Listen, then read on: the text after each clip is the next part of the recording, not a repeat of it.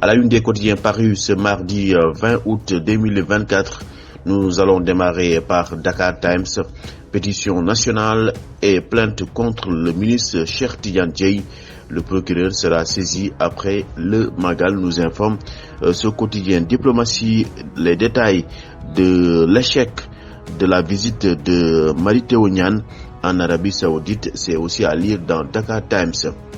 Yor revient sur l'aide à la presse, tonton scandaleux et honteux de l'argent du contribuable, donc distribué à certaines organisations.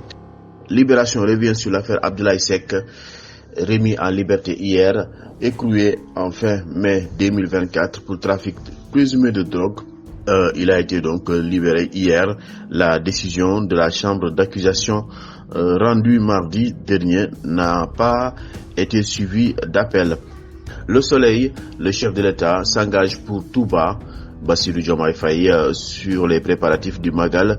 J'en fais une affaire personnelle. Le porte-parole du Khalif Serigne Mountakha Mbacké voue une énorme estime. Le Khalif général prêche la prudence sur les routes. Rewmi Quotidien revient sur un chant de promesse de Diomaye à Touba. C'est ce que nous informe Rewmi Quotidien, qui revient également sur l'arrestation de Sidi Diop. Il circulait avec un permis de conduire non valide.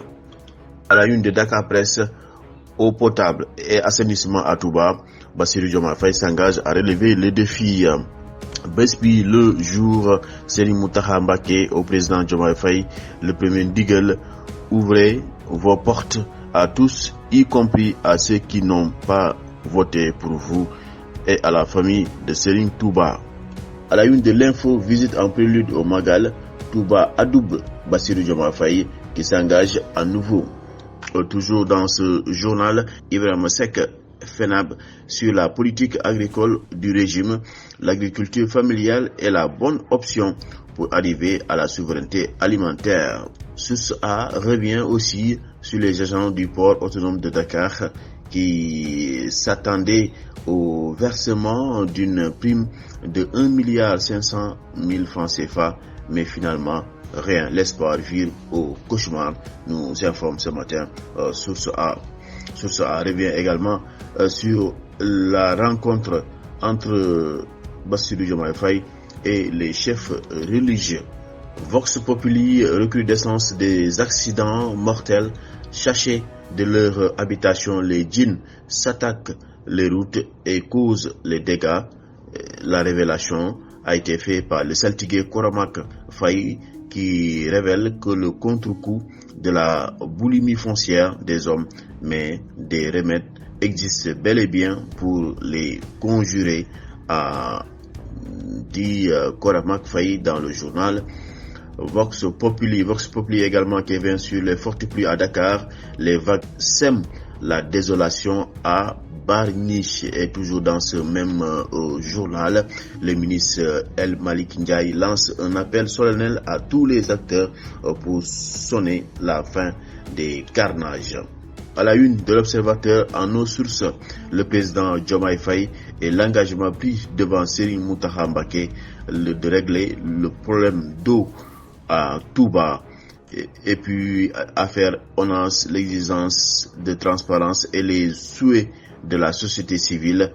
Accusation de Cheikh Dieng, les injonctions du président et du premier ministre à Cheikh Tidiane Dièye. Les services du ministre de l'assainissement montent au front aujourd'hui. Et puis Habitat, le Sénégal face à un déficit de 400 logements. C'est à lire dans l'Observateur. L'As quotidien revient sur le voyage pré-Magal à Touba. Diomaye Faye explique le projet au Khalif général des Mourides. Dans les Échos, on peut lire avertissement aux médias pour continuer d'exercer les radios, télévisions et web en sursis. C'est ce qu'on peut lire dans ce quotidien. Rapport d'activité 2023, les nids de poules de l'Agéroute. Dissolution programmée de l'Assemblée nationale, Diomaye face à la réelle politique. C'est à lire dans Sud Quotidien. Sud Quotidien également qui donne la parole à Babacar Diagne, conforme au code de la presse, le CNRA fixe un ultimatum de 30 jours aux médias audiovisuels. Dossier de l'ONAS, Cheikh Dieng dans un tunnel, rigoureux défenseur de lutte contre la corruption. Le ministre de l'Assainissement face à ces pratiques passées, présent, la leçon de Mamadou Seck. Le quotidien toujours revient sur le contrôle du secteur de la communication.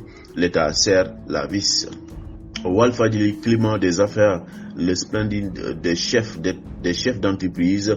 Dans Walf Quotidien, détournement des deniers publics, corruption, ce qui va changer avec le pôle judiciaire financier. C'est à lire dans Walfadjri. Et puis climat des affaires, le splendide des chefs d'entreprise, c'est à lire dans ce quotidien. Et puis le quotidien Walfadjri revient sur les inondations meurtrières au Sahel, 204 morts au Niger, au Mali et au Tchad. Enquête, renonciation des contrats, incertitude sur le pétrole et le gaz, c'est à lire dans le journal Enquête, qui revient aussi sur le voyage de Bassirou Diomaye Faye à Touba. Le Khalife prêche l'indulgence, l'unité et la paix.